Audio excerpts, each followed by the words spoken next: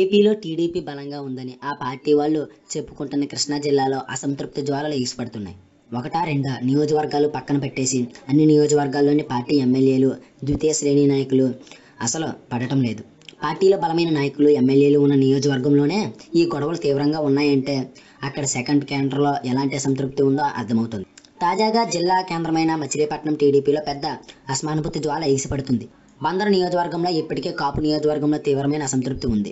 పార్టీలో ఎమ్మెల్యేలు పదవితో పాటు కీలకమైన పదవులు అన్ని ఇతర వర్గాల చేతుల్లోనే ఉండడంతో తమకు సరైన ప్రాధాన్యం లేదని వారు ఫైరింగ్ అవుతున్నారు.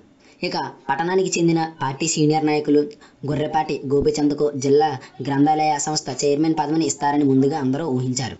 అయితే ఆయన వర్గానికి షాక్ ఇస్తూ ఈ కీలకమైన పదవిని నందిగామకు చెందిన బండారు హనుమంతరావుకు కేటాయిస్తూ గురువారం జీవోను విడుదల చేశారు. దీనిపై గోపీచంద్ కీనుకు వహించారు. ఆయనకు మద్దతుగా పలువురు నాయకులు రాజీనామాలు సిద్ధమయ్యారు. ఇక పార్టీ కోసం తాను ఎంతో చేశారని వాపోతున్న గోపీచంద్ టీడీపీకి గుడ్ బై చెప్పి వైసీపీలోకి జంపు చేస్తున్నారనే ప్రచారం కూడా జరిగింది.